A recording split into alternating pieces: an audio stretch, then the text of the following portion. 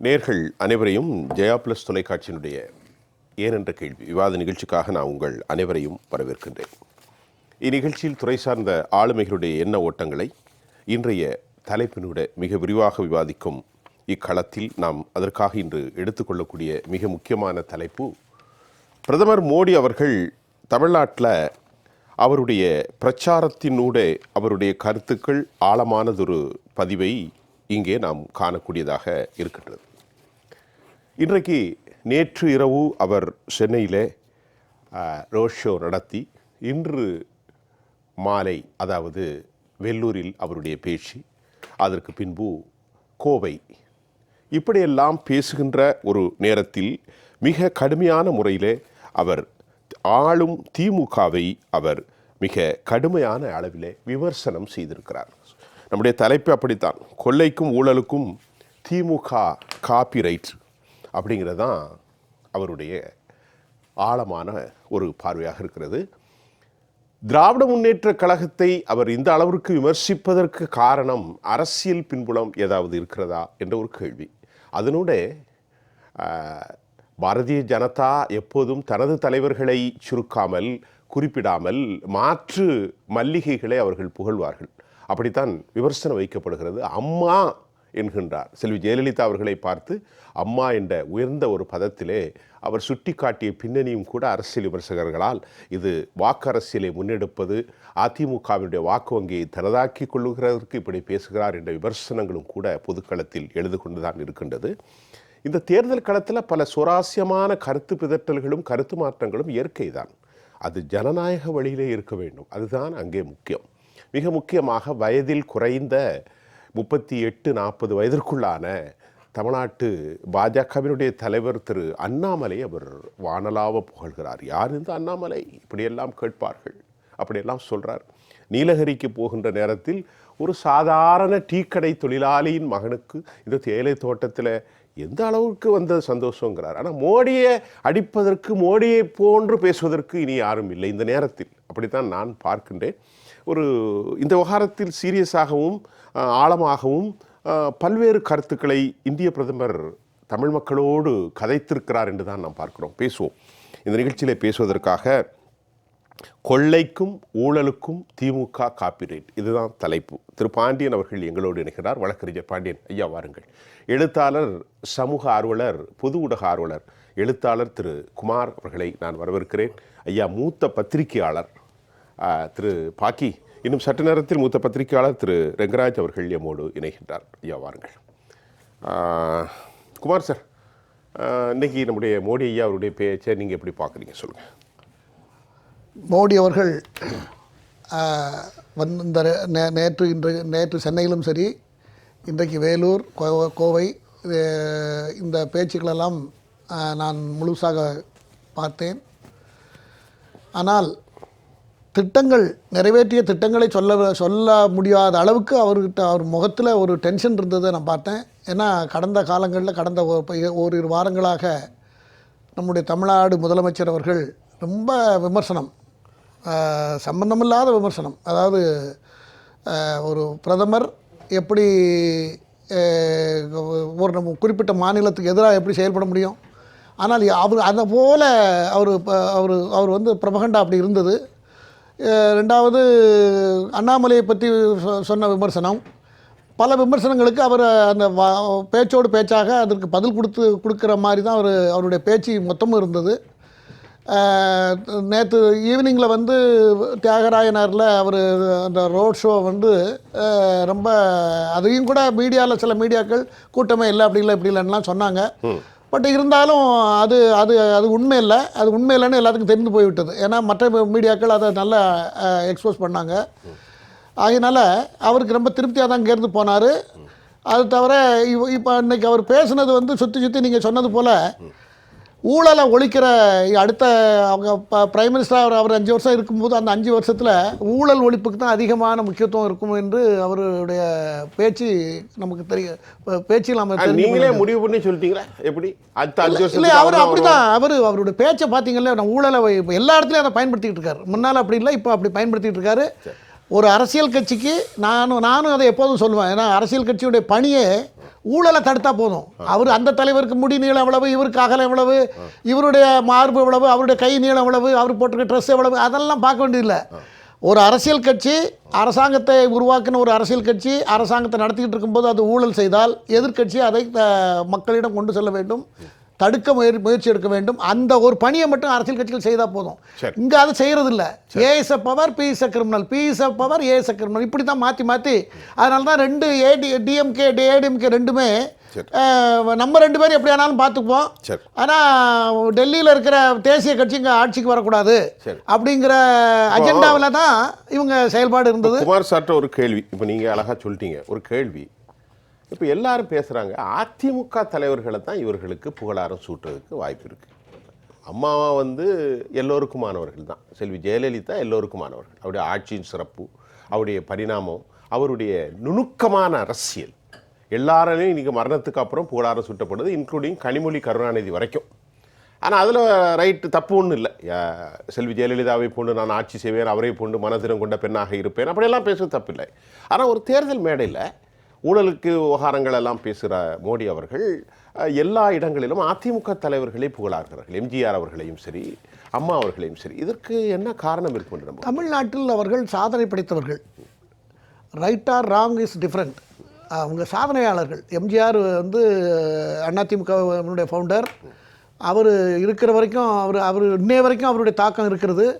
அவரோட சாதனையாளர். அவர் காலகட்டங்களில் அவர் மக்களோடு அபரிமிதமான அன்பை அவரும் வைத்திருந்தார், மக்களும் அவர் மீது வைத்திருந்தார்கள். இருந்தார் மக்களோடு மக்கள். ஆமாம், அவர் சினிமா நடித்த காலத்தில் கூட அவருடைய எல்லா பாத்திரத்திலும் அவர் நடிச்சிருப்பார். ஒரு ஒரு மீனவ நண்பனாக, படகோட்டியாக, செருப்பு தைக்கும் தொழிலாளியாக, ராஜாவாக, மந்திரியாக, தளபதியாக எல்லா இடத்துலையும் நடித்து எல்லார் அன்பையும் பெற்றவர் எம்ஜிஆர். மன்னாதி மன்னனாக. ஆமாம், எல்லா நாடோடி மன்னன், எல்லா பாத்திரத்தையும் நடித்து மக்களோட எல்லா தரப்பு மக்களோடையும் அவர் அபரிமிதமான அன்பை பெற்றிருந்தார். அவருடைய கட்சி அதிமுக. அவருக்கு மறைவுக்கு பிறகு ஜெயலலிதா அவர்கள் நடத்தினார்கள். அவர்களும் அவர் ஒரு பிரைம் மினிஸ்டர் மெட்டீரியல். அதில் ஜெயலலிதா நல்ல இன்டெலிஜென்ட் ஒரு அம்மா தான் அவங்க. அதனால மோடி அம்மையார புகழாரம் சுட்டுறாரு. அப்போ அந்த வாக்கு வங்கியில் இல்லை பத்திரிகையில் எழுதுறாங்க, இப்படியெல்லாம் இவர் பேசி அதிமுகவுடைய வாக்கு வங்கியை கபலீகரம் செய்வதற்கு ஒரு ரகசிய திட்டம். வாக்கு போடுறது மக்கள் போடுவான் ஐயா, அதெல்லாம் யார் செஞ்சாலும். ஐயா, நீங்கள் சொல்றது சரி. ஒரு அரசியல் தலைவர், ஒரு நாட்டின் பிரதமர் ஒரு மாநிலத்தில் தேர்தல் பிரச்சாரத்துக்காக வரும் பொழுது அந்த அவங்களுக்காக இன்றைக்கி 40-32% ஓட்டு இருக்கிறது. அந்த அம்மா அவங்களுக்காக. அரசியல் தலைவர் எல்லாரையும் மக்களை தான் பார்க்கணும். மக்கள் தலைவர்கள் எல்லாத்தையும் பார்த்து தான் பேசுவாங்க. அதுக்கு தான் பாலிடிக்ஸை ராஜதந்திரம் அது இதெல்லாம் சொல்லுவாங்க. அரசியல் எல்லாத்தையும் அவங்க தான் அரசியல் நிபுணத்துவம் தெரிந்தவர்களாக நம்ம எடுத்துக்கொள்ள முடியும். அந்த அடிப்படையில் பேசுனது தான். ஒட்டு மொத்தத்தில் நேற்றைய ரோட் ஷோ இன்றைக்கு நீலகிரி மாவட்டத்தில் கோவையில் பேசினது, கோபிச்செட்டிப்பாளையமா அங்கே பேசியது, இதெல்லாம் ஒரு சிறப்பான மேட்டுப்பாளையம் இதெல்லாம் ஒரு தமிழ்நாட்டில் பாஜகவுக்கு ஒரு சிறந்த ஒரு வெற்றியை தரும் என்று நீங்கள் நம்புகிறீர்கள்? நான் நம்புகிறேன். அது தவிர அவர் திமுகவுடைய ஆட்சியை பற்றி கடுமையான விமர்சனம் எல்லா இடத்துலையும் பண்ணியிருக்காரு. அது ரொம்ப சீரியஸாக. என்ன விமர்சனம் ரெண்டாவது பேசுவோம். திரு பாண்டியன், இப்போ அவர் என்னன்னா ரொம்பவே சொல்லிட்டாரு, போதை பொருளை வச்சு. அண்ணாமலை கூட சொல்கிறாரு, போதை காசை வச்சு, ஊழல் காசை வச்சு, இப்படியெல்லாம் திமுகவை விமர்சிக்கக்கூடிய அளவுக்கு போயிட்டு போதை வித்து பிரச்சாரம் பண்ணணுமான்னு மக்களே யோசிப்பான். என்னடா இது, சரிப்பா ஊழல்னா எல்லாரும் சொல்லிகிட்டு இருக்கான், அதெல்லாம் வேறு விவகாரம். ஊழல் பண்ணாதவன்னு இந்த உலகத்தில் ஒத்தனமும் இல்லைங்கிற ஒரு விவகாரம் சிக்க வைக்கப்படுகிறார்கள், பல வேறு விஷயம். இப்போ இந்த போதை வித்த காசில் இப்படியெல்லாம் பேசுகின்ற போது மக்கள்கிட்ட ஒரு நெகட்டிவ் இம்பேக்ட் உருவாக்குமா மோடியுடைய பேச்சு? எல்லாம் இன்னைக்கு பேச்சில் எப்படி பார்க்குறீங்க? பேச்சு எப்படி பார்க்குறங்கிற பொதுவாகவே எல்லாம் சேர்த்தே சொல்லலாம். முதல்ல ஊழல் எடுத்துக்கும். இப்போ ஒரு கொஞ்சம் காலத்துக்கு முந்தி சிஏஜி அறிக்கை கொடுத்துச்சு, அதில் என்னென்ன நடந்துச்சு அப்படின்னு சொல்லி சொன்னாங்க. அப்போ அதை சொன்னதுனால சிஏஜியை தான் மாற்றுறாங்களோ ஒழிய, அதிகாரிகளை தான் மாற்றுறாங்களோ ஒழிய, அந்த அறிக்கையில் உள்ள எதுக்கும் வந்து குமார் சார் உட்பட யாரும் பதில் சொல்லுவாங்களான்னு தெரியல எனக்கு. அப்போ அதை நம்ம வந்து எதுக்காக இதை எடுத்துக்கிறோம் அப்படின்னா, உடனே இந்த ஊழலுக்கு நம்ம அவங்க மேலே ஒரு ஊழல் சொல்கிறோம் அப்படிங்கிற ஆஸ்பெக்ட்லேயே நான் சொல்லலை. இதெல்லாம் இருக்கே, இதுக்கெல்லாம் வந்து பதில் சொல்லுவாங்களா அப்படிங்கிற அந்த கேள்வியில் வரிசையாக ஒரு 4-5 மட்டும் சொல்லிடுறேன். இப்போ வந்து 7.5 லட்சம் கோடி வந்து சிஏஜி அறிக்கையில் சுட்டி பதில் சொல்லட்டும். அதுதான் சொல்லணும் தான் எதிர்பார்க்குறோம், மக்களுக்கு அதான் போய் சேரணும் அது. அப்போ அந்த மாதிரி ஒரு ஊழல் வந்துச்சு, அதுக்கு என்ன காரணம்? அப்புறம் 1 கிலோமீட்டருக்கு 18 ரூபா, 18 லட்சம் இதுங்கிறது வந்து 18 கோடிங்கிறது வந்து 250 கோடியாக வந்து அந்த துவாரகா கார் இதில் வந்து ரோடு போட்டதில் வந்துச்சு அப்படின்னு சொன்னாங்களே, அது என்னாச்சு? அப்புறம் ஒரே ஃபோனில், ஒரு செல்ஃபோனில் 7.5 லட்சம் பேருக்கு ஆயுஷ்மான் பாரத்தில் வந்து ஊழல் நடந்துச்சு அப்படின்னு சொல்லி ஒரு குற்றச்சாட்டு இருக்குது. அப்போ இந்த மாதிரி இன்னும் அதுக்கப்புறம் ரொம்ப முக்கியமானது, 25 பேர் இந்தியாவில் இந்த கடந்த 5 வருஷத்தில் பெரிய அளவுக்கு ஊழல், அது கிட்டத்தட்ட 70,000 கோடியெல்லாம் ஊழல் சொல்லி நம்ம அஜித் பவார் வந்து லிஸ்டே இருக்கு. அந்த 25 பேர் நீங்க அஜித் பவார்லேருந்து எல்லா பவரையும் நான் லிஸ்ட்ல இங்கே பலமுறை கேட்டேன். அவங்க என்ன சொல்றாங்க, திரு குமார் போன்றவர்கள்லாம், ஏப்பா அதை வந்து நாங்கள் வந்து விடலை, கைவிடலை. இல்லை அதான் சொல்ல இல்லை, நான் முடிச்சிடறேன், நீங்கள் சேர்த்தே சொல்லுங்கள். அந்த அஜித் பவார், அஜித் பவார், நாராயண ராணே, சகல் புஜ்பால், சரி, சுவேந்த அதிகாரி, முகுல் ராய், பெரிய லிஸ்டே இருக்கு. லிஸ்ட் 23 பேர் இருக்காங்க. மகாராஷ்டிராவில் மட்டுமே 12 பேர், காங்கிரஸில் 4 பேர், இதுலேருந்து 4 பேர், நம்ம அந்த சிவசேனாலேருந்து 4 பேர், இவர் கட்சியிலேருந்து என்சிபியிலேருந்து ஒரு 4 பேர், 12 பேர் உள்ளே வந்திருக்காங்க. இந்த 12 பேரும் இவங்க வாஷிங் மிஷினில் போட்டோன்னா அவங்க தூய்மை ஆயிடுறாங்கன்ற மாதிரி பிடிஆர் சொல்கிறாரு. வாஷிங் மிஷினில் போட்டு எல்லாரையும் க்ளீன் பண்ணுறது அது மாதிரி இந்தியாவே நீங்கள் க்ளீன் பண்ணியிருக்கலாமே இந்த 10 வருஷத்தில். அப்போ இவ்வளோ ஊழல் குற்றச்சாட்டெல்லாம் இருக்கும் பட்சத்தில் நாம் என்ன ஒரே ஒரு கேள்வினாக்கா, நாம் வந்து தகுதி இருக்கான்னு கூட கேட்க வேணாம். அப்போ பொதுமக்கள்கிட்டே விட்டுருவோம் அந்த விஷயத்தை. நீங்கள் வந்து திடீர்னு வந்து ஒரு வளர்ந்த மாநிலம், இந்தியாவிலே பெஸ்ட்டு மாநிலம் வந்து நீங்கள் 1000 ஊழல் குற்றச்சாட்டு சொன்னால் கூட குமாருக்கு நல்லா தெரியும். ஏன்னா குமார் வந்து வேர்ல்டு ஃபுல்லாக சுற்றுறவர். அப்போ அவர் ஒரு கம்பேரிட்டிவ் ஸ்டடி பண்ணுவார் நிச்சயமாக. அவர் ரொம்ப நேர்மையானவர், அதனால் நிச்சயமாக பண்ணக்கூடும், அதில் ஒன்றும் சந்தேகமே இல்லை. எதுக்கு சாரையாக வந்து பிஜேபி டபுள் இன்ஜின் சர்க்கார் ஆள்ற மாநிலத்திலேருந்து இன்னைக்கு வந்து தமிழ்நாட்டில் வந்து இவ்வளோ பேர் வந்து வேலைக்கு இருக்கணும். அது குறிப்பாக 10,000லேருந்து 15,000லேருந்து 25,000 ரூபாய்க்குள்ளே தான் சம்பளம் வாங்குறாங்க. அப்போ நீங்கள் தமிழ்நாட்டுக்குள்ளே எந்த இன்டீரியர் கிராமத்தில் போனால் கூட விவசாய வேலையில் கூட இந்த மாநிலத்திலேருந்து வர்றாங்க. ஊபிலேருந்து, ஜார்க்கண்ட்லேருந்து, மேற்கு வங்காளத்துலேருந்து, ஒரிசாவிலேருந்து, நேபாளத்துலேருந்து, இந்த மாதிரி இந்தியாவுக்கு பக்கத்தில் உள்ள நாட்டுகள்லேருந்து வர ஆரம்பிச்சிட்டாங்க. அப்போ இது எல்லாமே தமிழ்நாட்டை நோக்கி வந்திருக்காங்களே, அப்போ ஏன் இப்படி வர்றாங்க? அப்ப இவ்வளவு பேருக்கு இங்க வேலை வாய்ப்பு இருக்கு அப்படின்னாக்கா, சார் தமிழ்நாடு இந்தியாவுடைய மாநிலம் சார், என்ன அயல் நாடு மாதிரி பேசுறீங்க? இல்ல இந்தியா அவர் சொல்றாரு. இந்த திமுக, நீங்க திமுக காரங்க இல்ல, திமுக காரங்க எப்பவுமே இந்த பிரிவினைவாதத்தை, இல்ல பிரிவினையே கிடையாது. நம்ம வந்து தமிழ்நாடுல கோயத்திலே இருக்கு, இல்ல தமிழ்நாடு இந்தியால தானே இருக்கு. இல்ல குமார் சார் மாதிரி உள்ளவங்களுக்கு என்ன சொல்றோம்னா, ஏன்னா அவரெல்லாம் நேரடியா சொல்லக்கூடியவர். இந்த மாநிலத்தை பார்த்து இந்த மாடல், திராவிட மாடல், தமிழ்நாடு மாடல் என்ன வேணாலும் வச்சுங்க, இதை எடுத்துட்டு போய் நீங்க எல்லா ஸ்டேட்டுக்கும் செய்யுங்க. அதை விட்டுட்டு இங்க வந்து இந்த பேச்சை பேசுறது வந்து நியாயமா அப்படின்னு பொதுமக்கள்கிட்ட விட்டுற நான் எதுவுமே அதில் கருத்து சொல்ல விரும்பல. இந்த அதாவது சாராயத்தை வித்து, கல்லை வித்து, கஞ்சாவை வித்து வீட்டில் வந்து விழா கொண்டாடினா பார்க்குறாங்க, அசிங்கமாக நினைப்பான். இப்போ இவங்க பரப்புரையில் ஏன் இந்த போதையில் பொருளையும் வச்சு நீங்கள் நடத்துறீங்கன்னு ஓப்பனாக இன்றைக்கி அண்ணாமலை சார். இப்போ பெட்ரோல் டீசல் விலையை கேட்டிங்கன்னா அதுக்கு வந்து அவர் தான் பதில் சொல்லணும். அதை சொல்லலை. 14 என்ன பெட்ரோல் விலையும் டீசல் விலையும் வித்துச்சு, இன்றைக்கி என்ன பெட்ரோல் விலை டீசல் விலை வித்துச்சு, தங்கம் என்ன விலை வித்துச்சு, இதெல்லாம் மக்களுக்கு சம்மந்தப்பட்ட விஷயம். அதை விட்டுட்டு நீங்கள் வந்து வேற எதையா பேசுறீங்க. போதைப் பொருள் வேற இல்லை சார். இந்த பிரச்சார கலை என்பது ஒரு பவுண்டரி கிடையாது. அவங்க ஒரு எல்லை வச்சிருக்காங்க. நீங்கள் வந்து நான் என்ன சொல்கிறேனோ அதை மட்டும் பப்ளிக் கேட்கணுங்கிறதான் அவங்க எல்லை. இப்போ நீங்கள் நம்ம ஒரு கேள்வி கேட்டோம்னா, இப்போ குமார் சார் பதில் சொல்லுவார், மற்றவங்க யாரும் பதில் சொல்ல மாட்டாங்க. ஏன் சொல்ல மாட்டாங்கன்னா அவங்களுக்கு நெரேட்டிவ் செட் பண்ணி கொடுக்குறாங்க. இதைத்தான் இந்த டிவியில் பேசணும், இதைத்தான் வந்து பொதுமக்கள்கிட்ட பேசணும் அப்படின்னு சொல்லிட்டு நீங்கள் கேள்விக்கு பதிலே சொல்ல மாட்டாங்க. கடந்த ஒரு 3 மாசமா ஒரு கேள்வியை மட்டும் நான் கேட்டு வைக்கிறேன். இப்போ இவ்வளோ ஒரு ஊழல் குற்றச்சாட்டுலாம் சொன்னாங்களே, இதே அமித்ஷா தமிழ்நாட்டுக்கு வந்தவர் 2 கழகங்களும் ஊழல்னு சொன்னார் ஒரு காலத்தில். இன்னைக்கு பிரதம மந்திரியிலேருந்து ஆரம்பித்து டிவிக்கு வர்ற பிஜேபி அல்லது வலதுசாரிகள் எல்லார்ட்டையும் ஒரு கேள்வி கேட்குறேன். ஒரு வார்த்தை நீங்கள் வந்து அதிமுக பற்றி ஒரு 25 நாளாக 1 மாதமாக சொல்கிறீங்களா அப்படிங்கிற ஒரு கேள்வி எல்லாரும் என்ன கேள்வி கேட்குறாங்கன்னா, ஏடிஎம்கே பார்த்து கேள்வி கேட்குறாங்க, ஏன் பிஜேபி நீங்கள் எதுக்கலன்னு. நான் மாற்றி கேட்குறேன், ஏன் பிஜேபி ஒரு வார்த்தை கூட இந்த ஊழல்லையோ இல்லை வேறு எந்த விஷயத்துலையோ ஏடிஎம்கே பற்றி பேசவே மாட்டேங்கிறாங்க. ஜெயலலிதாவை பாராட்டுறாங்க, எம்ஜிஆரை பாராட்டுறாங்க.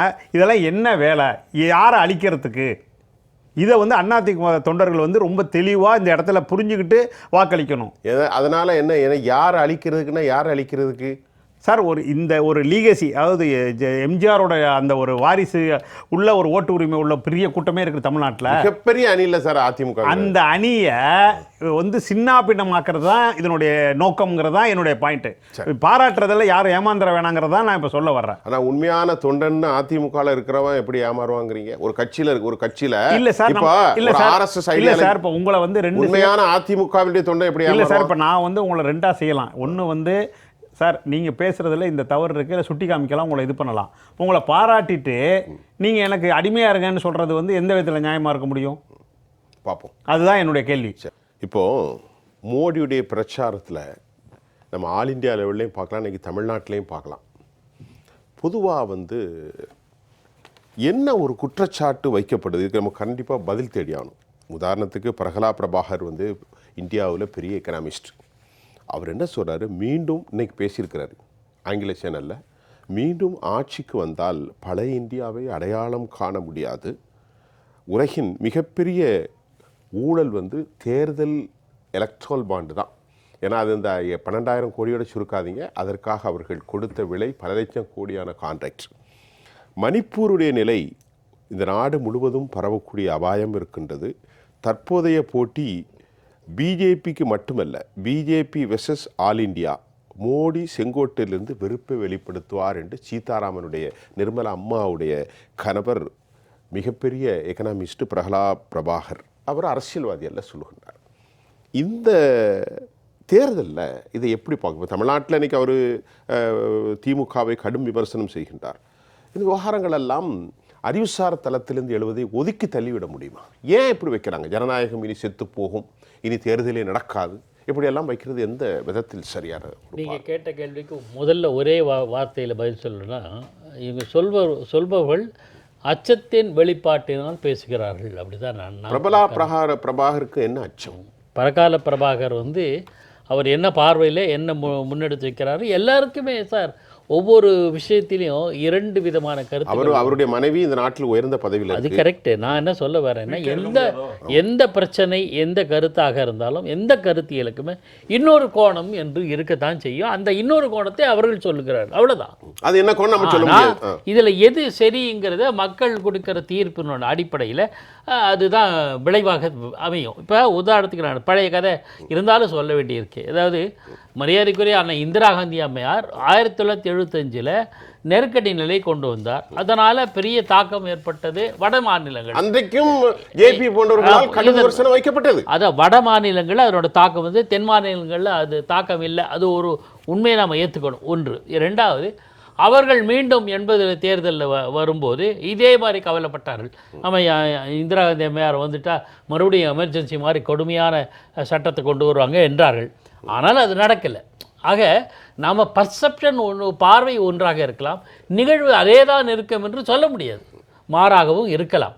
அது எதுக்கு சொல்ல வர்றேன்னா, இந்தியாவில் அப்பப்போ ஜனநாயகத்தை மீறுகிற செயல்கள் நடந்தாலும் மக்களும் இந்தியாவும் அதை மாற்றிவிடும் என்ற பார்வை தான் இருக்கிறது. அப்போ நம்ம மெதுவாக பேசுவோம். இப்போ அவர்களுக்கு ஒரு ஐடியாலஜி இருக்கு, இந்துத்துவாவுடைய தேசத்தை. அவங்க என்ன கேட்குறாங்க, உலகம் முழுவதும் இஸ்லாமியர்களுக்கு ஒரு தேசம் இருக்கிறது, இந்துக்களுக்கு ஒரு தேசம் வேண்டுமே, கிறிஸ்தவர்களுக்கு தேசம் இருக்கிறது, இந்த நாட்டில் பாரம்பரியமாக கலாச்சாரம் கொண்டு வந்து நம்முடைய தேசம். அப்படி என்பதை நாளை 400+ வருகின்ற போது அரசியலமைப்பை மாற்றக்கூடிய சட்டத்தை தான் பிரகலாத் பிரபாகர் சொல்கிறார் என்று எடுத்துக்கொள்ளலாமா? நாம் அப்படி இப்போ பார்க்க முடியாது. ஏனென்றால் இப்போ 303 இடங்களை கொண்டு கூட்டணி ஆட்சியை நடத்துகிற பாரதிய ஜனதா கட்சி எத்தனை விஷயங்களை தடாலடியாக செஞ்சுருக்கு. உதாரணத்துக்கு காஷ்மீர்லேருந்து 370 அரசமைப்பு சட்டத்தின் 370வது பிரிவை நீக்கியதிலிருந்து எத்தனையோ சட்டங்கள், எத்தனையோ நடவடிக்கைகளை தடாலடியாக பண்ணியிருக்காங்க. ஆனால் இன்று வரை அவர்கள் அடிப்படை அரசியல் சாசனத்தில் மேலே கை வைக்கலை. வைக்க முடியாது. ஏனென்றால் 13 நீதியரசர்கள் கொண்ட கான்ஸ்டிடியூஷன் பெஞ்ச் என்று சொல்லப்படுகிற உச்சபட்ச தீர்ப்பு 1973 கேசவானந்த பாரதி வழக்கில் அடிப்படை அரசியலமைப்பு சட்டத்தின் அடிப்படையை யாராலும் மாற்ற முடியாது. சரி, இனிமே வந்தா 13+1 14 நீதியரசர்கள் சேர்ந்தாதான் நடக்குமா? நடக்காது. யதார்த்தமா நடக்குமா? சாத்தியம் இல்லை. சாத்தியம் அப்போ இவங்க சொல்றது, எதிர்க்கட்சிகள் சொல்றது, நாட்டை இந்துத்துவமாக ஆக்கி விடுவார்கள், RSS மயமாக ஆக்கிவிடும் இல்லையா, சனாதன மயமாக ஆகிவிடும், இதெல்லாம் சாத்தியம் இல்லை. ஆனா அவர்கள் அவருடைய கொள்கையை சொல்லிக்கிட்டு இருப்பாங்க, பயப்பட வேண்டியதில்லைங்கிறீங்க. இல்லை அதை சொல்றது எல்லாமே நான் தொலைச்சு கட்டிடுவேன், நான் ஒன்று இது நான் பேசுகிறோம்ல அப்படி செஞ்சுருவாங்கன்னா இல்லை. ஒன்று என்ன விஷயம்னா, இப்படி எதிர்வினை ஆற்ற வேண்டிய கட்டாயமும் இருக்கிறது. நான் அதை ஒதுக்கலை. ஏன்னா ஜனநாயகத்தில் அது இருந்தாகணும்.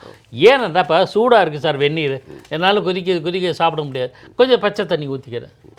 அந்த மாதிரி எல்லா நிகழ்வும் நமக்கு ஏற்ப, இந்த நாட்டுக்கு ஏற்ப, நாட்டின் வளர்ச்சிக்கு ஏற்ப, நாட்டின் முன்னேற்றத்துக்கு ஏற்ப ஒரு கருத்தியல் மேலோங்கி இருந்தால் அதற்கு எதிர்வினை ஆற்ற வேண்டிய சூழலும் அவ்வப்போது தோன்றிக்கொண்டே இருக்கு. இப்போ ஒரு கேள்வி, நான் என்ன வரேன், இன்னும் நீங்க கேட்ட கேள்வி இந்துத்துவ தொடர்பான சில கேள்விகள் கேட்டீங்க, அதனால் சொல்றேன்.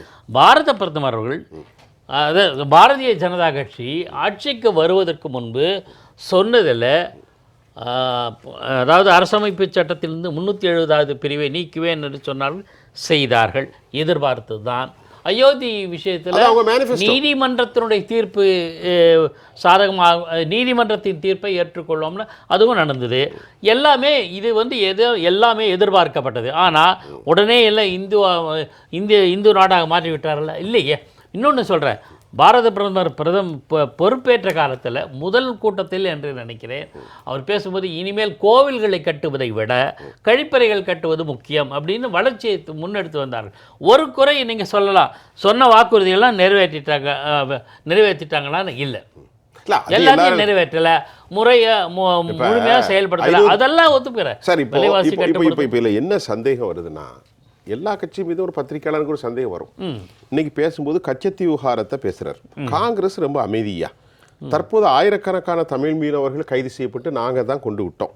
ஆனால் திமுக குற்றவாளிகள், நாட்டின் குற்றவாளிகள் அப்படின்ட்டு சொல்றாரு. அப்போ நாட்டின் குற்றவாளிகள்னா ஒரு ட்ரைட்டரிசம், ஒரு துரோகம். இப்போ நான் என்ன கேட்குறேன், இந்த நாட்டை கொடுத்த துரோகிகளுக்கு எதிராக நீங்கள் நாட்டை ரெஸ்டோர் பண்ணணும்ல, அதாவது மீட் எடுக்கணும்ல. அப்போ மீட் எடுப்பதற்கு இல்லை, அந்த துரோகிகள் செய்ததை நான் ஒத்துக்கிறேன்னு அஃபிடாவிட் போட்டு விட்டுட்டு இங்கே நான் நல்லவன் சொன்னால் எப்படின்னு ஒரு கேள்வியை கேட்குறேன்.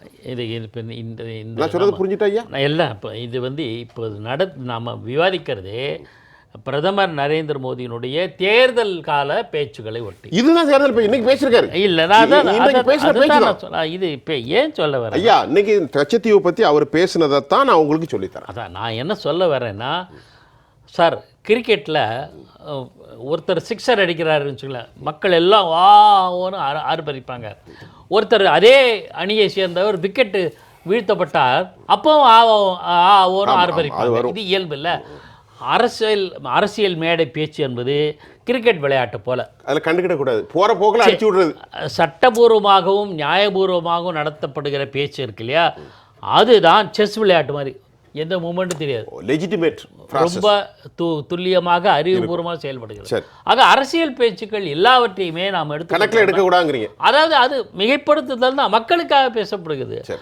என்னன்னா திரும்ப மோடி அவர்கள் தமிழ்நாட்டுக்கு வரும்போது திமுகவை சாடுகிறார். 3 அம்சங்கள். ஒன்று தமிழ் பண்பாட்டை திரைக்கிறது, குடும்ப அரசியல். இரண்டாவது குடும்ப அரசியல், மூன்றாவது ஊழல். இந்த ஊழல் விஷயத்தில் எந்த கட்சியும் ஸ்பேர் பண்ண முடியாது. குடும்ப அரசியல்னு பார்த்தீங்கன்னா கூட ஏதோ ஒரு வகையில் எல்லா கட்சியும் ஏதோ சம்மந்தப்பட்டு இருக்கிறது. நான் ஏற்கனவே பல தளங்களை சொல்லியிருக்கேன். வாரிசு அரசியல், குடும்ப அரசியல் என்பது தெற்காசிய நாடுகள் எல்லாவற்றிலும் இருக்கிற பொதுவான தன்மை. அதை நம்ம நிராகரிக்க முடியாது.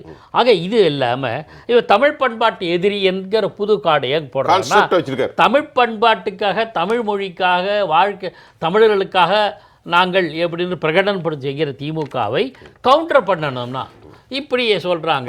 அது சொல்லலாம், அதுதான் இதெல்லாம் இந்த அரசியல். இப்போ ரெண்டாவது பேசுவோம். இப்போ திமுக கடுமையான குற்றச்சாட்டை வச்சிருக்காங்க. பணம் கொடுக்கல, எடுத்த உடனே யூடியூப் ஓப்பன் பண்ணாலே பணம் கொடுக்காத இவர்கள் தூத்துக்குடியில் நம்மை நாசமாக்கி விட்டார்கள் ஆதரிப்பீர் உதயசூரியன் இப்படி தான் போட்டுக்கிட்டு திருக்குறாங்க. இதை எப்படி பார்க்குறீங்க? இதுதான் அரசியல் சார். மத்திய அரசியல் நீங்கள் கேட்டிங்கன்னா மத்திய நிதியமைச்சர் நிர்மலா சீதாராமன் நாங்கள் ஏற்கனவே தந்து விட்டோம், அதை முறையாக பயன்படுத்தலைன்றாங்க. ஏன் திருச்சிக்கு வந்தார்ல, இந்த ஆண்டு தொடங்கிய 2ஆம் நாளே திருச்சியில் பேசிய பாரத பிரதமர் நரேந்திர மோடி அவர்கள் இத்தனை லட்சம், எனக்கு புள்ளிவிவரம் தெரியாது, நினைவில் பல லட்சம் கோடி நிதியை தமிழ்நாட்டுக்கு தந்திருக்கோம்னு சொன்னார். அவங்க தந்திருக்காங்க என்பதும் உண்மை. இவர்கள் எதிர்பார்த்த அளவு நிதி வரவில்லை என்பதும் உண்மை. there is a மீட்டிங் பாயிண்ட்டும் ஒன்று இல்லாதனால இந்த குழப்பங்களும் இந்த அது மட்டும் இல்ல, தேர்தல் காலத்துல கச்சத்தீவை பத்தி பேசுறதும் பணம் வந்திருக்குன்னு சொல்றதும் ரெண்டு பேருமே போற போக்குல ஒருத்தர் அடிச்சு போடுறது தேர்தலுக்கான ஒரு ஸ்டைல், ஒரு இதெல்லாம் நீங்க மாறல் பார்க்க கூடாதுங்கிறீங்க. இல்ல, கச்சத்தீவு கூட அரசியல் தான், தேர்தலுக்கான பேச்சு. அதை நான் கேட்டேனே, அவரை தேச துரோகின்னு சொன்னா தேச துரோகத்தை சரினியா அஃபிடாவிட்டை கொண்டு கோர்ட்ல ஃபைல் பண்றீங்க, நாங்க பண்ணக்கூடாதுன்னு சொல்லணும்னா அதுக்கு பதில் காணும். அதான் உங்கள்கிட்ட கேட்கிறேன். காங்கிரஸ் தேச துரோகம் செய்தது, கருணாநிதி தேச துரோகம், கேவல் சிங்கின் மூலம் தேச துரோகம், ஆனால் பாஜக அஃபிடாவிட் தாக்கல் பண்ணியது சரிதான், எடுக்க முடியாது. அதுதான் அந்த விஷயத்துல தேச துரோகம் என்கிற மிகையான வார்த்தை, அதெல்லாம் நான் ஏற்கல. ஆனா இதெல்லாம் அரசியலாக்கப்படும், எல்லா விஷயத்தையுமே அரசியலாக்குவாங்க சார். ஒரே ஒரு கேள்வி மட்டும் கேட்டுறேன். 10 வருஷம் ஆண்டிருக்காரு, 10ஆவது வருஷம் இன்னும் 1 மாதம் 2 மாதத்தில் முடிய போகுது. அப்போ அவர் என்ன பேசியிருக்கணும் அப்படின்னா, 10 வருஷத்தில் நான் இதெல்லாம் செஞ்சுருக்கேன், நான் இந்த தமிழ்நாட்டுக்கு இவ்வளோ பண்ணியிருக்கேன், உத்தரப்பிரதேசத்துக்கு இவ்வளோ பண்ணியிருக்கேன், குஜராத்துக்கு இவ்வளோ பண்ணியிருக்கேன், இது மாதிரி பணம் வந்து இது மதிப்புக்கு வந்து கருப்பு பணம் ஒழிச்சிருவேன், பண மதிப்பிழப்புக்காக நீங்கள் 5000மோ 1000மோ இது பண்ணி மக்களை தெருவில் வந்து கஷ்டப்படுத்தி 100 பேர் வேலை இறந்து போயிருக்கிற விஷயத்துக்கு ஆமாம் நான் கருப்பு பணத்தை ஒழிச்சிட்டேன் அல்லது கள்ளப்பணம் ஒழிஞ்சிருச்சு அப்படிங்கிறதெல்லாம் ப்ரூஃப் பண்ணணும். ஒன்று, வளர்ச்சி திட்டத்தை எடுத்து சொல்லணும். அந்த மாதிரி எதுவும் தமிழ்நாட்டில் இன்னைக்கு என்ன சொல்றாரு ஐயா, 25 கோடி பேரை நாங்க வறுமையிலிருந்து மீட்டுருக்கோன்னு சொல்லிக்கிட்டே இருக்காரு. அப்படி சொல்றவர் எம்எஸ்எம்இ செக்டாருக்கு இத்தனை கோடி சொல்றாரு. இல்ல 142 கோடி உள்ள குடும்பம் வந்து மொத்த குடும்பமும் இந்தியா என் குடும்பம் அப்படின்னு சொல்றாரு. ஆனா 80,000 குடும்பத்துக்கு நாங்க வந்து அடுத்த 5 வருஷத்துக்கும் இவர் இல்லாத பீரியடுக்கும் நான் வந்து இலவச அரிசி கொடுக்குறேன்னு சொல்றாரு. எப்படி வந்து வறுமை கோட்டில இருந்து 25,000 கோடி வந்து வெளில போயிட்டாங்கன்ற சொல்றது, 25 கோடி பேர் வெளில போயிட்டாங்கன்ற சொல்றதுக்கு என்ன ஒரு 2 பேரும் ஒத்து வருதா அப்படின்றத இவங்க 2 பேர் தான் சொல்லணும் இந்த விஷயத்துல. ஐயா ரங்கராஜ் சார் சொல்லுங்க, இன்னைக்கு ஐயாவுடைய பேச்சு எப்படி பார்க்குறீங்க? அரைச்சமாகவே அரைச்சிட்டு இருக்காங்க. அதான் நான் சொல்கிறேன், 2014 தொடங்கினாங்க டைனாஸ்டி பாலிடிக்ஸு, இங்கே வந்து கரப்ஷன், இது வந்து தமிழ்நாட்டுக்கு வந்து திமுக துரோகம் பண்ணுது, இது அப்படியே தேஞ்சு போன கிராம்ஃபோன் ரெக்கார்டு மாதிரி திரும்பி அதே தான் சொல்கிறாங்க தவிர புதுசாக எந்த விஷயமும் வரல. அதனால் நீங்கள் ஆனால் இப்போ புதுசாக இருக்கிற விஷயங்கள் நாட்டில் வந்து கலக்கிட்டு இருக்கிற விஷயம் எலக்டோரல் பாண்ட். இப்போ வட இந்தியாவிலே ஒரு பெரிய அதிருப்தி அலை ஒன்று வீசுது.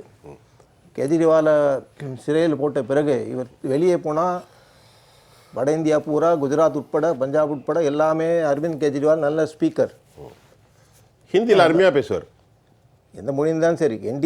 என்டிஏக்கு எதிராக ஒரு சிம்ம சொப்பனமாக அரவிந்த் கெஜ்ரிவால் இருக்காரா. ஒரு தேர்தல் பிரச்சாரம் செஞ்சால் வட இந்தியா, இவங்க நம்பியிருக்கிற வட இந்தியாவில் ஒரு பெரிய ஒரு அதிருப்தி வரும் அப்படின்னு தான் கெஜ்ரிவாலை தேர்தல் பிரச்சாரத்துக்கே போகாதபடி சிறையில் அடைச்சி வச்சுட்டாங்க. இந்தியாவில் வரலாறு காணாத முதலமைச்சர்கள் கைது வைத்து சிறையில் வைத்து தேர்தல் நடத்துகிறாங்க. இதை விட ஒரு கேவலமான ஒரு தேர்தல் நான் நாட்டில் பார்த்ததே கிடையாது. சரி, இன்னைக்கு டெல்லி கோர்ட்டு அவருக்கு சரிதான் சார். கோர்ட்டில் வந்து இவன் என்ன சொல்கிறாங்க சார், சுப்ரீம் கோர்ட் 1000 கேள்வி கேட்கலாம், அது தனி விவாதமாக வச்சுக்கலாம். ஒரு நாட்டில் ஃபண்டமெண்டல் லிபர்ட்டிஸ் ஒன்று இருக்குது.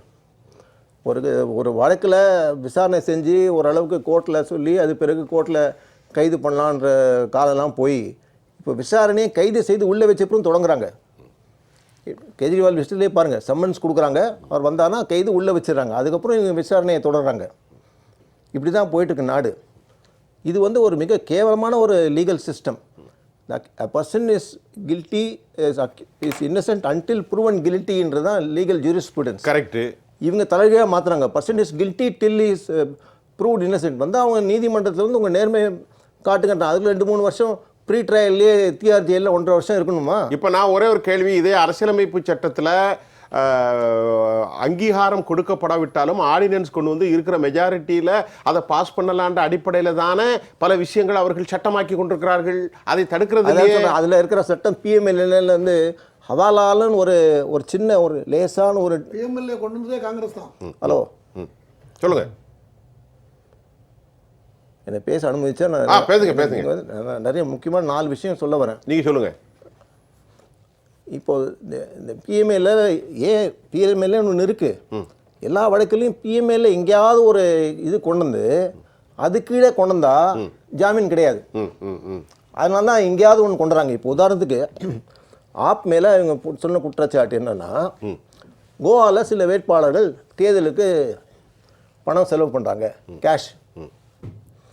அது இவங்க என்ன சொல்கிறாங்க, டெல்லியில் லிக்கர் பாட்டில் விற்றதில் அந்த பணத்தில் அந்த அப்ரூவர் கொடுத்த பணம், அந்த பணத்தை வச்சுட்டு நீங்கள் வந்து தேர்தல் பயன்படுத்துகிறதா சொல்கிறாங்க. எந்த கேஷு எந்த பணம் அதில் நோட்டில் முதிரை போட்டிருக்கா? டெல்லியில் ரம் பாட்டில் வாங்கினது, லிக்கர் பாட்டில் வாங்கினதுக்கு இந்த 500 ரூபா அங்கே போட்டு மார்க்டு நோட்ஸ் வந்து கொடுக்கப்பட்டு அங்கே தேர்தலில் கோவாவில் ஒரு வேட்பாளர் ஆப் வேட்பாளர் அந்த செலவு பண்ணான்னு சொல்லிட்டு சீஸ் பண்ணி காட்டுறாங்களா? எந்த கேஷ் எங்கேன்னு வறுமையான ஒரு நாடகம் வரும் வைத்தியவேந்திர நாடகத்தில். வீட்டில் அம்மா வந்து ஒரு 8 அப்போ 8 கொடுத்து 8 லட்டு வாங்கிட்டு வாங்கன்றாங்க. அப்புறம் இன்னொரு 8 கொடுத்து பாதுஷா வாங்கிட்டு வரான்றாங்க. இந்த கையில் ஒரு 8 வச்சுருக்கான், இந்த கையில் 8 வச்சுருக்கான். வைத்தியமாதர் திரும்பி அம்மா கிட்ட வந்து சந்தேகம். ஒரு அவ்வளோ சிம்பிளான ஒரு கேரக்டர். அம்மா எந்த 8 லட்டுமா, எந்த 8 பாதுஷான்னு கேட்பான். சரியா? இது கேஷ் அவங்க செலவு பண்ணுறான். அந்த கேஷ் வந்து நீ டெல்லியில் லிக்கர் பாட்டிலில் அப்ரூவல் கொடுத்த கேஷ் நீங்கள் எப்படி சொல்கிறீங்க? இப்போது அதே அடிப்படையில் பார்க்க போனால் ஒரு சீரியஸான இஷ்யூ.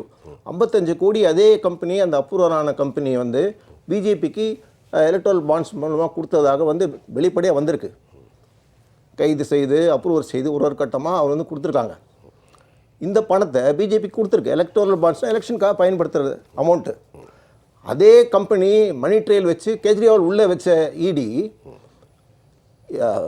பிஜேபி கொடுத்த பணத்தை வச்சு ஜேபி நட்டாவை ஏன் கைது செய்யலை மணி ட்ரெயில்னு சொல்லி? அந்த பணத்தை அவர் தேர்தல் பயன்படுத்திருக்காங்களா? மத்திய பிரதேச அரசு சர்ச்சைக்காக பயன் பண்ணலையா? இல்லை பாண்டி பசாரில் நேற்று பயன்படுத்திக்க மாட்டாங்க, என்ன நிச்சயம்? எந்த கேஷ் தானே பயன்படுத்தியிருக்காங்க எலெக்ஷனில் வந்த கேஷு. அப்போ பிஜேபி தலைவர்கள் யூனியன் மினிஸ்டர் பிரதமர் மீதெல்லாம் வழக்கு போடுவாங்களா? இடி போட்டுருவாங்களா? பார்ப்போம். எங்கே அவங்க கேஜ்ரிவாலுக்கு ஒரு நியாயம், இவங்களுக்கு ஒரு நியாயம். ஏன் அதே மணி ட்ரெயில் சொன்னால் மணி ட்ரெயில் பிஜேபிக்கும் போயிருக்கு. அந்த பணத்தை எலெக்ஷனில் செலவு பண்ணுறாங்க. அவங்க மேலே ஒரு நோட்டீஸ் கிடையாது. இங்கே முதலமைச்சர் சொரேன், ஜார்க்கண்ட் முதலமைச்சர், எஸ்டி பிரிவு சார்ந்தவர், பட்டியல் இனக்காரங்க நாங்கள் பிரசிடென்ட் ஆக்கணும். ஏன் பிரைம் மினிஸ்டர் ஆக்குங்க? முர்மு பிரைம் மினிஸ்டர் ஆக்குங்க. ஏன் ஆக்கலை? 2வது முறை நான் இருப்பேன், 3வது முறை இருப்பேன், நான் இருப்பேன், 4வது முறை நான் வருவேன், 5வது முறையும் வருவேன். ட்ரைபல் லீடரை ஜெயலலிதா அவர்கள் கேப்டன் சங்மா அவர்களை பூர்ண சங்மா அவர்களை பிரசிடென்ஷியல் கேண்டிடேட் நிறுத்தினாங்க. அப்போது பிஜேபி ஆதரிக்க மறுத்ததை நாங்கள் எஸ்டி கேண்டிடேட் நாங்கள் கொண்டு வந்தால் எதிர்க்கிறீங்கன்னு சொன்ன இப்போது பிஜேபி ஜெயலலிதா அவர் கொண்டு வந்த எஸ்டி கேண்டிடேட் பிரசிடென்ட்டுக்கான கேண்டிடேட்டை எதிர்த்து வேட்பாளர் நிறுத்தி தோக்கடிச்சாங்க. அப்புறம் இப்போ வந்து எஸ்டிக்கு நீங்கள் வந்து எதிராக இருக்கீங்கன்னு சொல்லிட்டு பிரச்சாரம் பண்ணுறாங்க. இந்த 2 வேட நாடகம் தான் இவங்களை பொறுத்தவரை. முக்கியமான விஷயம், பிளாக் மணி ஊழல் அப்படின்னு சொன்னால் 40% கமிஷன் வாங்கி பொம்மை கர்நாடகாவில் சொல்லி காங்கிரஸ் சொல்லலை, இண்டஸ்ட்ரியலிஸ்ட் சேம்பர்ஸ் எல்லாம் சொன்னாங்க. அதுக்கு காட்டு தீ போல பரவி அவர் வந்து கரப்ஷன் சார்ஜ் பெரிய லெவலில் நீக்கப்பட்டது. பாஜக ஆட்சி பொம்மை வந்து ஆட்சி இழந்தாங்க, ஆட்சியில் இருக்கிறவங்க இழந்தாங்க. எடியூரப்பா மேலே பல கரப்ஷன் கேஸ். அந்த எடியூரப்பாவை அத்வானி ஓரம் கட்டினார். லோகாயுக்தா வந்தவுடனே almost gone into semi retirement. அவர் திரும்பி பாலிடிக்ஸில் கொண்டு வந்தது மோடி தான். ஏன்னா 10-12 சீட்டாக அவர் லிங்காயத் கம்யூனிட்டி மூலமாக வராதான்னு சொல்லிட்டு பவர்ஃபுல் லீடர் கரப்ஷன் பேர் போன எடியூரப்பாவை திரும்பி கொண்டு வந்து ஆட்சி கவுப்பெல்லாம் செய்து எம்எல்ஏக்கள் மகாராஷ்டிராவில் கொண்டு போய் ராஜினாமா செய்ய வச்சு இப்படி ஆட்சி குறுக்கு வழியில் ஆட்சிக்கு வர வந்து எடியூரப்பா அவரை தான் துணையை வச்சுருக்காரு கர்நாடகாவில். நீங்கள் இதை நல்லா கவனிக்கணும். யாரெல்லாம் இவங்களை விட்டு நண்பர்கள். அதே மாதிரி அஜித் பவார் அவர் ஏற்கனவே சொல்லிட்டார். பல்வேறு மாநிலங்களில் நீங்கள் பார்த்தீங்கன்னா இங்கே தமிழ்நாட்டில் ஃபாத்திமா பிபி ஒரு கவர்னர் இருந்தாங்க. அவங்க வந்து தவறுதலாக செலக்ட் பண்ணாங்கன்னு கரப்ஷன் சார்ஜ் இருந்தது. வெங்கையா நாயுடு சொன்னார் சென்னையில் வந்து ப்ரெஸ் மீட்டில். ஏன் நீக்கப்பட்டாங்கன்னு கேட்ட கேள்விக்கு கரப்ஷன் சார்ஜ் நீக்கணும்னா யார் பணம் கொடுத்தாங்க அவங்களுக்கு, என்ன கரப்ஷன், என்ன விசாரணை நடந்தது, கொடுத்தவங்க யார், என்ன கொடுத்தாங்க, என்ன வாங்கிட்டாங்க, ஏதாவது வெளியே வந்ததா அதிமுக ஆட்சியில்? ஏன் அதை வந்து மூடி மறைக்கணும்? Anandiben Patel, Gujarat chief minister, was remove after corruption charges came. சைலண்ட்டாக அவர் ஒதுக்கி அனுப்பிச்சிட்டாங்க, அப்புறம் கவர்னர் ஆக்கியிருக்காங்க. இதெல்லாம் ஏன் மூடி மறைக்கணும்? அதெல்லாம் கரப்ஷன் இல்லையா? இந்தியாவில் மிக மேசிவ் கரப்ஷன் பாண்ட்ஸ் மூலமாக வந்தது வந்து 12,000 கோடிக்கு. அதில் சுப்ரீம் கோர்ட் சொன்னது மிக முக்கியமான ஒரு ஆப்சர்வேஷன், எலக்ட்ரல் பாண்ட் ஸ்கீமை ஸ்ட்ரைக் டவுன் பண்ணியிருக்காங்க. இது கவர்மெண்ட்டுக்கு ஒரு பெரிய அவமானம். என்ன சொன்னாங்கன்னா, நீ இந்த ஸ்கீம் மூலமா குவிட் ப்ரோ கோ நடந்திருக்கான வாய்ப்பு, அதாவது வாங்குறதுக்கான வாய்ப்பு இருக்கு, அது ஊர்ஜி தான் இருக்கு. ஏன்னா எங்க 50% ஆஃப் த பாண்ட்ஸ் எங்க கொடுக்கப்பட்டிருக்குன்னா, என்ஃபோர்ஸ்மெண்ட் டைரக்டர் ரெய்ட் செய்த பிறகு சார்ஜ் போட்ட கம்பெனி, அந்த கம்பெனிக்கிட்டேருந்து 50%க்கு மேலே பாஜகவுக்கு நேரடியாக பணம் வந்திருக்குன்னு நிறுவனம் ஆயிருக்கு. சரி, ஆதாரபூர்வமா நிறுவனம் ஆயிருக்கு. பேசுவோம். ரெண்டு விஷயம் சொல்றேன், சுருக்கமா சொல்றேன். ரெண்டு லைன் பாயிண்டர்ஸ் தான், புல்லட் பாயிண்ட்ஸ். ட்ரக் மாஃபியா பத்தி பிரதமர் மோடி பேசுறாரு, யாரு கூட பாதல்கள்லாம் பக்கத்தில் வச்சுக்கிட்டு. ட்ரக் மாஃபியா பஞ்சாப்ல போல நடந்த பாதல் கவர்மெண்ட் போது நடந்த வரலாறு எங்கேயுமே கிடையாது. அதுக்காகவே அவங்க ஆட்சியில் இறக்கப்பட்ட பாதல் சீஃப் மினிஸ்டர், மகன் டெப்டி சீஃப் மினிஸ்டர், அவன் மனைவி யூனியன் மினிஸ்டர். இதெல்லாம் டைனாஸ்டிக் ரூல் இல்லையா? மாஃபியா ட்ரக் மேக்ஸிமம் அபியூஸ் வந்து அங்க ஒன்று. ரெண்டாவது முக்கியமான இன்னொரு பாயிண்ட் ஒன்று சொல்ல, ரெண்டாவது பேசுவோம் சார். டைம் தரேன். இல்ல வாய்ப்பு வருமானு நமக்கு தெரியாது, அதுக்கான வாய்ப்பு வரும், கண்டிப்பா வரும். இல்ல இங்க ஜனநாயகம் உண்டு. ரெங்கராஜ் சார், நீங்க தண்ணி குடிக்கணும் சார். இல்ல கருப்பு பணம் பிளாக் பண்ணி பொறுத்தவரை 5 லட்சம் அக்கௌண்ட்ல போடுறேன்னு சொன்னாரு. இப்போ அது வந்து மழுப்பலா சொல்றாங்க, இல்ல அப்படி சொல்றாங்க. ஆனா பிளாக் மணி வெளிநாட்டுல இருந்து கொண்டு வரப்படும் சொன்னது உண்மைதானே? 64,000 கோடி கொண்டு வந்திருக்காங்க, நம்ம டிஸ்கஸ் பண்ணுவோம் சார். பல பில்லியன் டாலர் அத்வானி சொன்னது 80 லட்சம் கோடி. ஆமா, அது வந்து இவங்க வந்து அந்த சட்டத்துக்கு அது வந்து புரிஞ்சிக்கிற சக்தி அவங்க நாட்டை ஏமாத்திருக்காங்க. எப்படி சொல்ல வரேன்? நான் ஒரே ஒரு லைன் சொல்றேன் சார், ஒரே ஒரு லைன் சொல்றேன். வெளிநாட்டில் இன்வெஸ்ட்மெண்ட் பண்ண பணத்தை ஒரே ஒரு காரணத்துக்காக தான் அந்த கம்பெனியை வெளியே கொண்டு வந்து வேற ஒரு நாட்டுக்கு திரும்பி அனுப்புறதுக்கான வாய்ப்பு எப்படின்னா, one if it is case of arms smuggling, or if it is drugs smuggling. இந்த ரெண்டு வழக்கில் கோர்ட் கன்விக்ஷன் இருக்கணும், அப்போதான் பணத்தை திருப்பி கொடுக்க முடியும். இது எதுவுமே செய்யாம அந்த பணம் திரும்பி பெறப்படும் சொன்னா பேசுவோம் சார். நிச்சயமா வந்து ஒரு மிக மோசமான ஒரு ஏமாத்து வேலை 2014 சொல்லிட்டு நடவடிக்கையும் இல்லை. குமார் சார், இப்போ நான் உங்கள்கிட்ட சில கேள்விகளை கேட்கறதுக்கு சில தார்மீகம். நீங்கள் பாரதிய ஜனதா அல்ல, இருந்தாலும் மோடியை வந்து ரொம்ப ப்ரைட் பண்ணக்கூடிய ஒரு டீமில் இருக்கீங்க. மற்ற விஷயம்லாம் நீங்கள் பொதுவாக பேசுகிறீங்க. இப்போ வந்து பிஜேபி அடுக்கடுக்காக பல குற்றச்சாட்டுகளை திமுக மேலே வைக்கிறாங்க. அதில் நியாயமான உண்மைகளும் உண்டு. அவங்க வைக்கக்கூடிய இந்த 3 குற்றச்சாட்டு, குடும்ப அரசியல், ஊழல், தமிழ் கலாச்சார எதிர்ப்பு, is so called the family property, அப்படி தான் அவங்க சொல்கிறாங்க. திமுக ஒரு குறிப்பிட்ட சொந்தம். அதில் கனிமொழி இருப்பாங்க, செல்வி இருப்பாங்க, கருணாநிதி இருப்பாங்க, தயாநிதி மாறன், கருணாநிதி இல்லை இப்போ, ஹீஸ் நோ மோர், அந்த மாதிரி ஆட்கள் தான் இருப்பாங்க. அதிலலாம் உண்மை இருக்குது. இப்போ நீங்கள் உண்மையாக இருக்குன்னா, சில கேள்வியை திரு ரங்கராஜ் அவர்கள் எழுப்புகின்ற போது, தன்னிடத்தில் கூட்டணி வைத்திருக்கிற அவ்வளோ பேரும், நீங்கள் மிஸ்டர் கிளீனாக இருக்கலாம், உங்கள் மீது சில கேஸ்கள் இருக்குது, கட்சிக்காரங்க அவ்வளோ பேர் மேலே இருக்குது, எல்லா ஊழல்வாதிகளையும் சேர்த்துக்கிட்டு சந்தோஷ் ஹெக்டே லோக்பாலில் சொன்ன மாதிரி லோக் அதாலத்து கேஸில் சொல்லி ஒரு ஊழல் குற்றவாளியை சேர்த்துக்கிட்டு நான் ஊழலை ஒழிப்பேன்னுக்கிறத பொதுவாக பார்க்கும்போது சில சந்தேகங்கள் வரத்தான் செய்யும், நியாயமாக வரும். அது நீங்கள் அதை மறுக்க முடியாது. அதே சமயம் இன்னொரு கேள்வி, நான் SC/STயை அப்படி தூக்கி வச்சுருக்கேன். அதாவது அம்மையார் முர்மு வந்து கான்ஸ்டியூஷனுடைய ஹெட்டு, அவங்க முதல் அம்மையார். எந்த கான்ஸ்டியூஷன் ஹெட்டாக இருக்கிற நாடாளுமன்ற திறப்புலாவுக்கு அந்த அம்மையாரை அழைக்கவே இல்லை. அப்போ இதெல்லாம் மாறுபட்ட பேச்சு வரும்ல, பேச்சு ஒன்று செயல் ஒன்றுன்னு வரும்ல. முதல்ல சொன்ன காரணம் வந்து குடும்ப அரசியல். திமுக வந்து ஒரு டெமோக்ராட்டிக் கண்ட்ரியில் டெமோக்ராட்டிக் ப்ராசஸுக்கு எகென்ஸ்டாக இருக்கிற ஒரு சூழல் தான். அதனால தான் அது விமர்சனத்துக்குள்ளே வருது. மன்னராட்சியில் கவலை இல்லை, ஏ இருந்தால் A1 வருவார், அப்புறம் A2 வருவார், இப்படி வருவாங்க. ஆனால் டெமோக்ராட்டிக் கண்ட்ரியில் டெமோக்ராட்டிக் செட்டப்பில் ஆட்சி நடக்கக்கூடிய ஒரு நாட்டில் 48 ராபின்சன் பூங்காவில் ஆரம்பித்த திமுக, அது அன்றைக்கி 28வது நபர் திரு மு கருணாநிதி அவர்கள், அதுக்கு முன்னால் இருந்த பெரிய தலைவர்கள்லாம் 50 தலைவர்கள்னு சொல்லக்கூடியவங்கெல்லாம் அங்கே இருந்தாங்க. ஆனாலும் 69 அண்ணா இறந்ததுக்கு பிறகு கருணாநிதி தான் முதலமைச்சராக வந்தார்.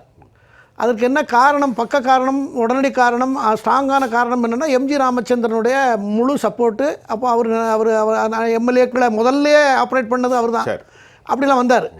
அதுக்கு பிறகு இப்போ என்ன நடந்துகிட்ருக்குன்னா, ஒரு கட்டத்தில் ஸ்டாலின் வந்து அரசியலுக்கெல்லாம் வரமாட்டாருங்கிற பேச்செல்லாம் நடந்தது ஞாபகம் இருக்கு அவங்களுக்கு. அவர் வந்துட்டார். இப்போ உதயநிதி வரமாட்டார், வரமாட்டேன்னு அவர் பேட்டி கொடுத்த பேட்டியெல்லாம் கூட இருக்குது. அது ஸ்டாலின் பேட்டி இருக்குது, ஸ்டாலின் பேட்டி இருக்குது. அப்படிலாம் இருந்துட்டு இப்போ அது நேராக வந்தாச்சு. இப்போ உதயநிதி, இன்பநிதி இப்படி அது மோடி சொல்றதுல உண்மை இருக்கு, 200% உண்மை. அது தவிர மாவட்டம் தோறும் நவாப்பாட்சி நவாப்பாட்சி முறைகள் இருக்கு இல்லையா, அந்தந்த அந்த நவாப்பாட்சி அவங்களுக்கு புரியும்னு நினைக்கிறேன். நல்லா புரியும். எல்லாம் அவங்க கிட்ட தான், அவங்க தான் அங்கே அந்த மாவட்டத்துக்கு ரெஸ்பான்சிபிலிட்டி, மாவட்டத்தை பார்ப்பாங்க, அதில் வர இதெல்லாம் பார்ப்பாங்க, எல்லாம் பண்ணிக்கிட்டு இருப்பாங்க. இதைத்தான் அவர் சொல்லியிருக்கிறார். மோடி ஒரு லோக்கல் பிரச்சனையும் சொல்லியிருக்காரு, அதையும் சொல்லிடுறேன்.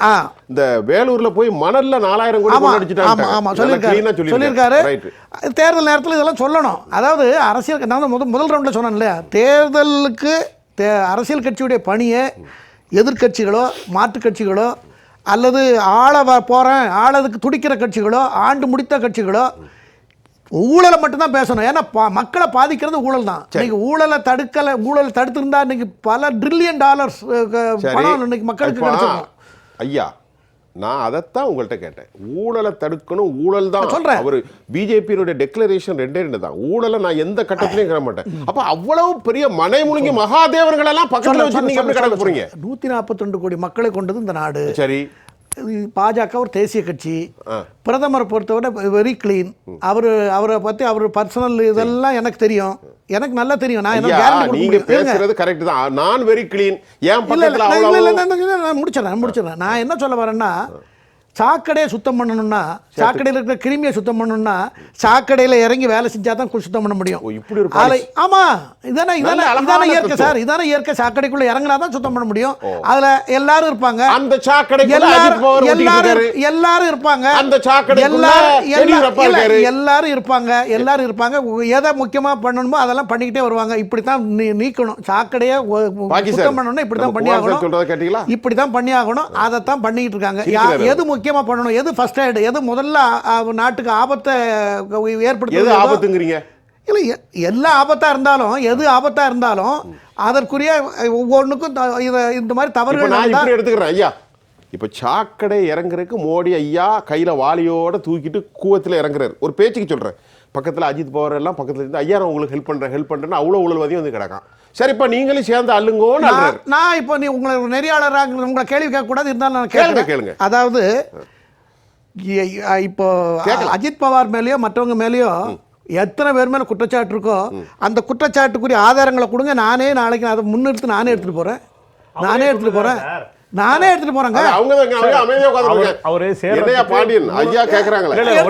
எல்லாமே முதல்ல இவர் பாஜக சேர்றதுக்கு முன்னால ஒரு 6 மாசத்துக்கு முன்னால பத்திரிகையில வந்தது, ஒரு செய்தி வந்தது, அஜித் பவார் 70,000 கோடி ரூபாய் ஊழல் அப்படின்னு வந்தது.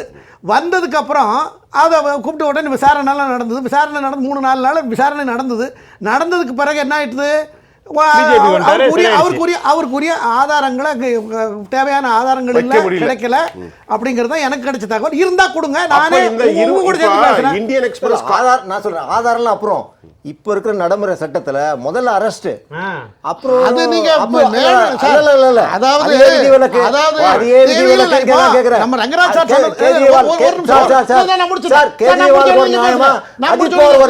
நீங்க சொன்ன வச்சு பிரச்சனை பண்ணுங்க. 1.5 வருஷம் டெப்டி சீஃப் மினிஸ்டர் அவர் டெப்டி சீஃப் மினிஸ்டர் ஆக்குனது யார் சார்? கரெக்டா அஜித் பவார் இருக்கிற கேஸ் இருக்குல்ல ரங்கராஜ் சார், ஒரே ஒரு சீஃப் மினிஸ்டர் ஆக்குனது யார்? சரி இருங்க, நான் முடிச்சறேன். அதாவது நீங்க 3 பாயிண்ட் சொன்னீங்க. எலக்டோரல் பாண்டை பத்தி சொன்னாங்க. கொஞ்சம் வேகமா சொல்லுங்களேன். எலக்டோரல் பாண்டுக்கு முன்னால 7 நிமிஷம் தான் இருக்கு. சரி, எலக்டோரல் பாண்டுக்கு முன்னால போன எலெக்ஷன்ல 2009ல ரத்தன் டாட்டா 55 கோடி காங்கிரஸ் கொடுத்துருக்கிறார். அதே காலகட்டத்தில் பிஜேபிக்கு 75 லட்சம். நீங்கள் செக் பண்ணிக்கலாம். சரி, ஆன்லைனில் இருக்குது. சரி. பணமும் கொடுக்குறாங்க, பணமும் பிளாக் பண்ணி இதெல்லாம் தடுக்கிறதுக்காக தான்.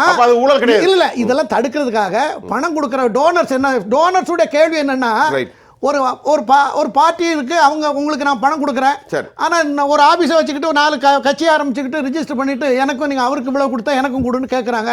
அது எங்களுக்கு தர்ம சங்கடமா இருக்கு. எங்களுக்கு கொடுத்தா எங்களுக்கு வந்து கேரண்டி, எங்களை பத்தி வெளியே சொல்லக்கூட சீக்கிரட்டா நாங்க கொடுக்குறோம், அதுக்கு நீங்க உத்தரவாதம் கொடுத்தீங்கன்னா நாங்க செய்யறோம்னு சொல்லி அது பார்லிமெண்ட்ல சட்டமாக்கப்பட்டு குடியரசுத் தலைவர் கையெழுத்து போட்டிருக்காங்க. அதை ஒட்டி ஒரே ஒரு லைன், அந்த சட்டத்தை சுப்ரீம் கோர்ட் ஸ்குவாஷ் பண்ணிருக்கு. எலக்டோரல் பாண்ட் வந்து இது வந்து illegal way of making money, quid pro quo இருக்குன்னு சொல்லி சட்டத்தை ஸ்குவாஷ் பண்ணிருக்கு. தலைவர் கொண்டு வந்த சட்டத்தை ஸ்குவாஷ் பண்ண முடியாது. நீங்க சார் உங்களுக்கு நிறைய கருத்து சுருக்கமா வைங்க. நான் சொல்றது மிக முக்கியமான பாயிண்ட், சுருக்கமா டச் பண்ணாத பாயிண்ட் நான் சொல்றேன். கச்சத்தீவு பத்தி பேசும்போது 2013ல யூபிஏ சர்க்கார் இருக்கும்போது சுப்ரீம் கோர்ட்ல அட்டார்னி ஜெனரல் கொடுத்த ஸ்டேட்மெண்ட் என்னன்னு சொன்னா, Katchatheevu has not been given to Sri Lanka. It has not been ceded. It is still disputed territory. It has not been demarcated. அப்படி 2013ல கச்சத்தீவு கொடுக்கப்படவில்லை என்று அவர் தீர்மானம் சொல்றாரு. இலங்கை தமிழர்களும் தமிழ் மீனவர்களும் அது டிஸ்பியூட்டட் ப்ராப்பர்ட்டி தான் வச்சுட்டு இருந்தாங்க. அது it has not been given to Sri Lanka.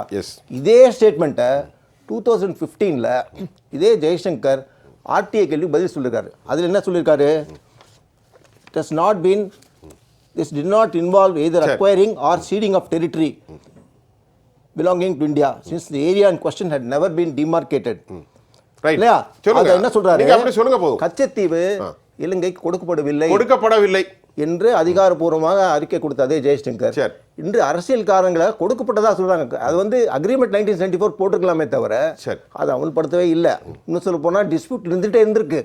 அதனால கச்சத்தீவை இலங்கை கொடுத்ததாக சொல்கின்ற ஸ்டேட்மெண்ட் தவறு. இன்னும் சொல்ல போனா இலங்கை அதை பிடிச்சிட்டு இருக்கு. ஜெய்சங்கர் என்ன சொல்றாரு, கச்சத்தீவு கொடுக்கப்பட்டதா இப்போ சொல்றாரு, அதை ஸ்ரீலங்கா சுட்டி காட்டுது. அது ஸ்ரீலங்காவோட கேஸ் பலப்பத்திரது தான் ஜெய்சங்கர் செஞ்சுட்டு இருக்காரு. 2013-15 எடுத்த ஸ்டேட்மெண்ட் படி அவங்க அதில் உறுதியாக இருந்தாங்கன்னா கச்சத்தீவு இலங்கை கொடுக்கப்படவில்லை என்ற வாதத்தை ஏற்றுக்கொண்டு நீங்கள் இன்னும் அது முன் பண்ணலாம். அதில் ரெண்டாவது முக்கியமான பாயிண்ட், வேஜ் பேங்க் என்ற ஒரு அக்ரிமெண்ட் 1976ல் கச்சத்தீவு ஓட்டுக்கிற அதே சுச்சுவேஷனில் வேஜ் பேங்க் என்ற ஒரு மிக முக்கியமான தீவு இந்தியா கொடுக்கப்பட்டது. 3000 சதுர கிலோமீட்டர், ரிச் அண்ட் பயோடைவர்சிட்டி. அதில் வந்து மீனவர்கள், இந்த தமிழக மீனவர்கள் மொத்த உரிமை அவங்களுக்கு தான். அவங்க முழு ஃபிஷிங் அவங்க தான் செய்கிறாங்க. அந்த இதுதான் ஒரு இடத்துல ஆயில் ரிசர்வ் இருக்குது. அது மிகப்பெரிய கண்டுபிடிப்பு அப்போவே. அதுக்கு வந்து இப்போ தான் 10 ஆண்டுக்கு பிறகு இப்போ தான் என்ன சொல்கிறாங்க, அதுக்கான ப்ராஜெக்ட் போட்டு ஆயில் அங்கே எக்ஸ்ட்ராக்ட் பண்ணுற அளவுக்கு இந்திய அரசு இப்போது முயற்சி செய்ய போகுதுன்னு சொல்கிறாங்க. கச்சத்தீவுக்கும் மீனவர்கள் சண்டைக்கும் சம்பந்தமே கிடையாது. சண்டைகள் வந்து வேற இடத்துல நடக்குது. இது இன்னைக்கு மோடியுடைய பேச்சில் ஒரு பாயிண்ட் நான் சொல்கிறேன். நேரம் முடியுது ஐயா, சுருக்கமாக 2 என்னுடைய நரேந்திர மோடி அவருடைய பேச்சில் 3 அம்சங்கள் மிக முக்கியமானது. ஒன்று, திமுக ஊழலை காப்பிரைட் எடுத்துக்கொண்டது, காப்புரிமை பெற்றதுன்னு சொல்கிறாங்கன்னா, திமுக மட்டுமில்லை இந்தியாவில் எல்லா கட்சிகள் மீதும் ஊழல் பிரச்சனை இருக்கிறது. ஆனால் ஊழலை ஒரு ஒரு ஒரு நடைமுறையாக இன்ஸ்டிடியூஷனலைஸ் செய்தவர்கள் திமுக என்கிற புகார் வந்து ஆண்டாண்டு காலமாக இருக்கு. அதுதான் பிரதானம். ஊழல் செய்கிறது வேற விஷயம், ஊழல்லே ஒரு சிஸ்டமேட்டிக்காக பண்ணுறதுனால அந்த புகார். ரெண்டாவது, குடும்ப அரசியல் என்பது கூட காங்கிரஸ் மீதும் மற்ற கட்சிகள் மீதும் இப்போ பாஜகவில் கூட குடும்ப அரசியல் உண்டு. ஆனால் குடும்ப அரசியல் மட்டுமே பிரதானமாக அவங்க வச்சது தான் சட்டம், மற்றவர்களுக்கு அதிகாரம் இல்லை என்கிற ஒரு சூழல் உருவாக்கியது திமுக. அந்த குற்றச்சாட்டு நியாயம். ஆனால் ஒன்றே ஒரு புரியாது என்னன்னா, தமிழ் பண்பாட்டை சீரழிக்கிறது என்றது கூட அது அரசியலாக பார்க்கிறோமே தவிர மற்றபடி தமிழ் எப்படி மொழி இல்லை, அதாவது தமிழ் மொழிக்கு எதிராகவோ தமிழ் பண்பாட்டுக்கு எதிராக இல்லை இல்லை. இப்போ திமுகவினுடைய தலைவர், திமுகவின் தலைவர் தமிழ் தான் சொல்லிக்கிட்டு இருக்காரு. அதுதான் நான் சொல்ல. அந்த விஷயத்தில் ஒரு சின்ன விஷயம், தமிழ் மொழி, தமிழ் இனம், தமிழ் பண்பாடு, இது விஷயத்தில் திமுக பெரிய துரோகம் அளித்து விட்டதாகவோ பண்பாட்டுக்கு முரணாக செயல்பட்டதாகவோ என்னால் கருத முடியவில்லை. அது கூட அவர் பேசுவது என்னென்றால், பாஜக என்பது தமிழுக்கு விரோதமானது என்று சொல்லுகிற அந்த பிரமை கட்டமைக்கப்படுகிற கருத்தை முறியடிப்பதற்காக இப்படி ஒரு கவுண்டர் சொல்லியிருக்கலாம். பேச்சாக இருக்கலாம் என்று நான் கருதுகிறேன். அது ஏற்புடையதாக இன்னும் ஒரே ஒரு கேள்வியோட போறேன். அண்ணாமலை இன்றைக்கு ரொம்ப வானலாவ புகழ்ந்த காரணம் என்ன? ஒரே ஒரு கேள்வி. கொங்கு மண்டலத்தில் என்றா, இளைஞர் என்றா, பேக்வர்ட் கம்யூனிட்டி, பிற்படுத்தப்பட்ட சமூகம் என்றா யார்? ஹூ இஸ் அண்ணாமலை என்று கேட்கிறார்கள். இதெல்லாம் கேட்பது ஆணவத்தின் உச்சபட்சம். மோடி, நரேந்திர மோடி. ஆனா அதுக்கு என்ன காரணம்னா, ஒரு நேர்காணல்ல மத்திய சென்னை வேட்பாளராக இருக்கிற திமுக வேட்பாளர் இருக்கிற அவர் வந்து என்ன சொல்லியிருக்கார், உயிஸ் அண்ணாமலை இஸ் ஜோக்கர் என்று சொல்லியிருக்காங்க. அந்த கருத்துக்கு எதிர்வினையாக இருக்கலாம் என்று நினைக்கிறேன். ஆனால் அண்ணாமலை பொறுத்தவரையில் தமிழகத்தில் பாஜக ஒரு விசிபிளா இயங்குகிற துடிப்புடன் ஒரு அமைப்பாக மாற்றிவிட்டார். பாண்டியன் சார் நிறைவு கருத்து சுருக்கம். ஒரு இதுதான், இப்போ அமெரிக்கா வந்து பொருளாதாரத்தில் கீழே விழுந்துக்கிட்டு இருக்கு. அந்த காலகட்டத்தில் ஒரு டாலர் வந்து 2014 மோடி ஆட்சிக்கு வரும்போது 54லேருந்து 58 ரூபா இருந்துச்சு அந்த எலெக்ஷன் டயத்தில். இப்போ வந்து 83 ரூபா பண மதிப்பு இழந்து 83 ரூபா இருக்குது ஒரு டாலர். 83 ரூபா சில்லறை. ஆனால் இதை பற்றி பேசணும். அப்போ வந்து இந்திய பொருளாதாரம் 5வது நாடாக வந்துருச்சு உலகத்தில் நம்ம அப்படின்னு சொல்கிறதுக்கு ஒரு பேசுகிறதுக்கே இல்லை வேலை ஒன்று.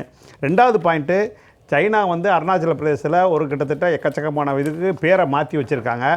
19 முறை இராணுவத்துக்கு சைனாவுக்கும் இந்தியாவுக்கும் பேச்சுவார்த்தை நடந்திருக்கு. ஆனால் அதை பற்றி வார்த்தையே சொல்லாத ஒரு பிரதமர் மந்திரி. அடுத்தது 3வது முக்கியமான பாயிண்ட் வந்து பிஎம் கேர்ஸ். எப்படி இவர் நம்ம ரங்கராஜ் சார் சொன்னாரோ, எலக்ட்ரல் பாண்டு மாதிரி பிஎம் கேர்ஸில் கிட்டத்தட்ட 12,700 கோடி. அதுக்கு எதுவுமே கேள்வி இல்லாமல் அது மிகப்பெரிய ஒரு சந்தேகத்தை ஏற்படுத்தக்கூடிய ஒரு கேள்வியாக இருக்குங்கிறத மட்டும் இந்த மக்கள் மத்தியில் வைக்கிறேன். சரி, நேரம் இல்லை. இல்லை நேரம்